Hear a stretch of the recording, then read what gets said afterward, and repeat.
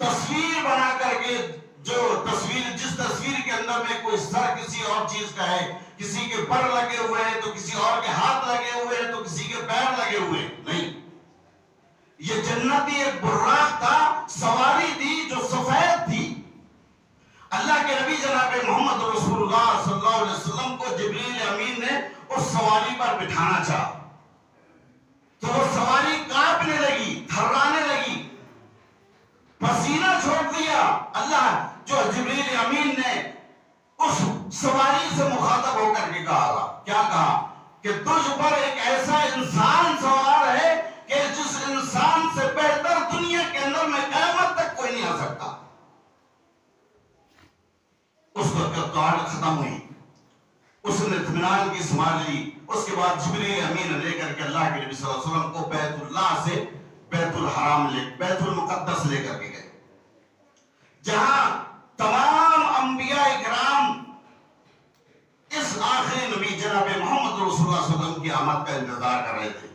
صف بندی تھی۔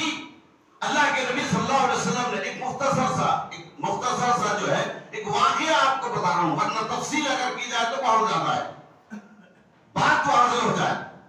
وہاں اللہ کے نبی صلی اللہ علیہ وسلم نے تمام انبیاء کرام کو 2 رکعت نماز پڑھائی۔ نماز پڑھانے کے بعد جب آپ فارغ ہوئے تو اللہ کے نبی صلی اللہ علیہ وسلم کی وہاں مہمان نوازی کی گئی۔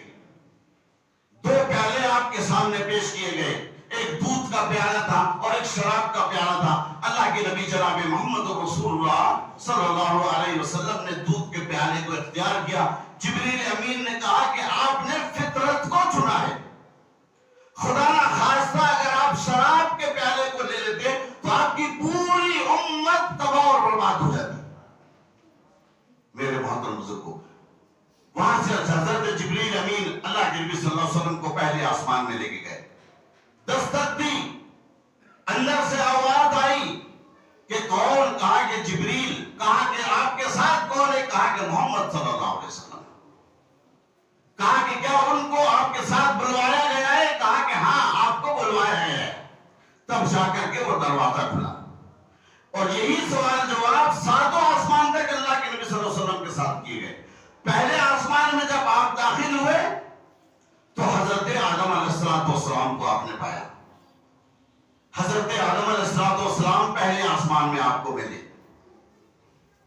حضرت آدم علیہ السلام کے دائیں اور بائیں بہت سے سائے اللہ کے نبی صلی اللہ علیہ وسلم کو نظر آئے۔ دائیں طرف کچھ سائے، بائیں طرف کچھ سائے نظر آئے۔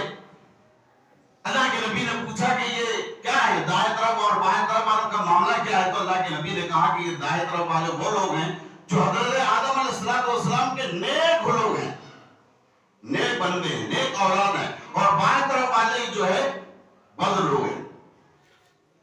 پھر اللہ کے نبی صلی اللہ علیہ وسلم حضرت آدم علیہ السلام نے آپ کو جو ہے اہلاً و سہلاً کہا، آپ کو خوش آمدید کہا۔ پھر وہاں سے دوسرے آسمان میں آپ صلی اللہ علیہ وسلم نے قدم رکھا، وہی سوال و جواب ہوا۔ آپ داخل ہوئے، وہاں پہ حضرت یحییٰ بن زکریا اور عیسیٰ ابن مریم سے ملاقات ہوئی۔ تیسرے آسمان میں گئے، حضرت یوسف علیہ السلام سے آپ کی ملاقات ہوئی۔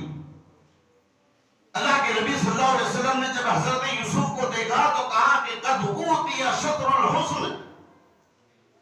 ہم اور آپ جانتے ہیں حضرت یوسف علیہ السلام کا اللہ رب العالمین پہ اور زیادہ حسن سے نوازا تھا، بہت زیادہ حسین تھے۔ تو حضرت اللہ کے نبی نے دیکھا تو کہا کہ قد اوتی شطر الحسن، آپ کو جو ہے آدھا حسن دے دیا گیا ہے، اتنے خوبصورت تھے، آپ کو نظر آئے۔ وہاں سے چلے تیسرے سے چوتھے آسمان میں حضرت ہارون علیہ السلام سے ملاقات ہوئی۔ 5ویں آسمان میں پہنچے، حضرت ادریس علیہ السلام سے ملاقات ہوئی۔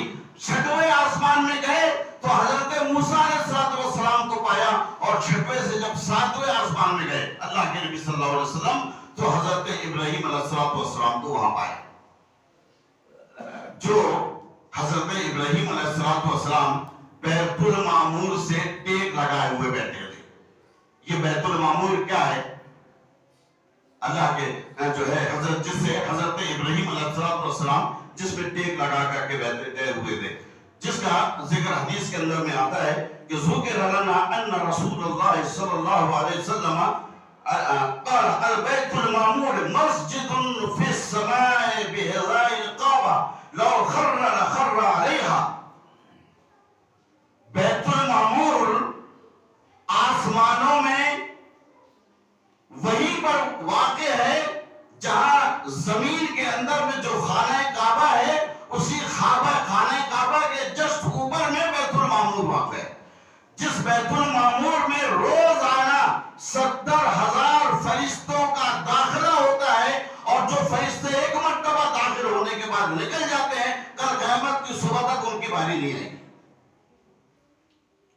بعض روایتوں میں یہ بھی آتا ہے کہ اگر اس بیت المعمور کو وہ بیت المعمور اگر آسمان میں سے گرا دیا جائے تو سیدھا خانہ کعبہ کی چھت میں آ کر کے گرے گا. اور اس بیت المعمور کی حیثیت، اس کا وقار، اس کی عزت، اس کے فضل آسمانوں میں ایسے ہی ہے جیسے کہ اس زمین کے اندر میں ہماری اور آپ کی نظروں میں خانہ کعبہ کی. کیا عزت ہے خانہ کعبہ کی؟ ہر آدمی کا جو اہل ایمان ہے یہ خواہش ہوتی ہے کہ وہ خانہ کعبہ کو دیکھے، جس کی طرف ہم اور آپ منہ کر کے نماز پڑھتے ہیں. ہر آدمی کی خواہش ہوتی ہے. یہی عزت آسمان میں فرشتوں کی نظر میں.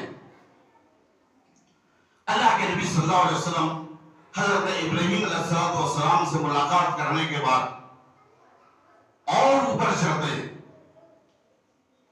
سدرۃ المنتہا. یہ وہ مقام ہے جہاں پر اللہ رب العالمین نے اللہ کے نبی صلی اللہ علیہ وسلم کو جنت اور جہنم کا دیدار کروایا. جنت میں مختلف اہل جنت کو اللہ کے نبی صلی اللہ علیہ وسلم نے دیکھا.